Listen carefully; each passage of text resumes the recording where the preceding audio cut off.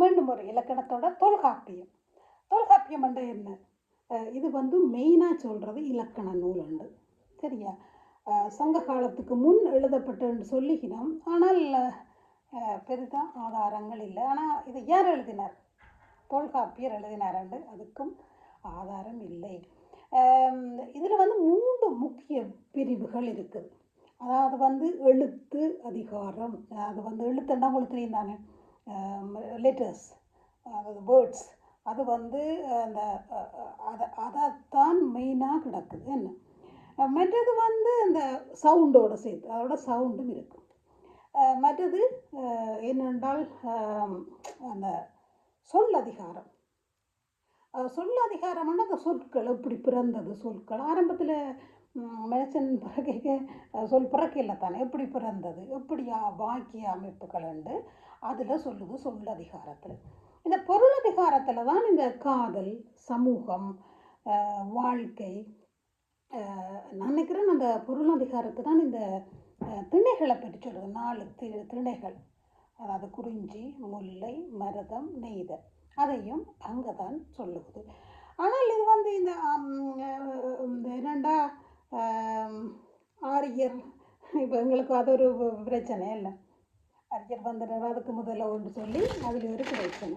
அப்போ அதுகளும் கொஞ்சம் அப்படி இப்படி தான் கிடக்குது. அது இது இந்த அகத்தியர் தான் இதை எழுதினார்.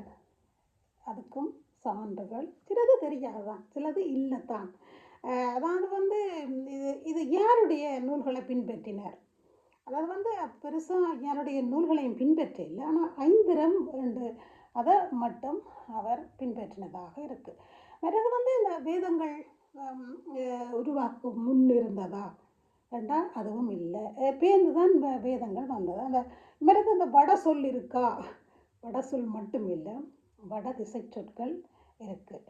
மற்றது இந்த வடமொழி இவர் அங்கீகரித்தாரா என்று கேட்டால் ஆனால் தமிழ் கெடாமல் அதை செய்தார்.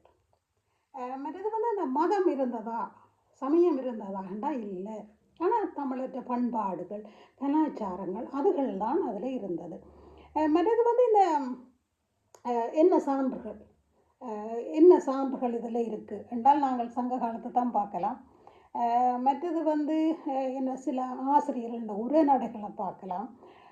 மற்றது இந்த ஏனைய கல்வெட்டுக்கள், ஓலைச்சுவடிகள் அதுகளில் தான் கூட நாங்கள் இதுகளை அறியலாம். கொஞ்சம் கொஞ்சம் தொட்டு சொல்லியிருக்கு. நீங்கள் மிச்சத்தை தெரியுங்கோ. நன்றி, வணக்கம்.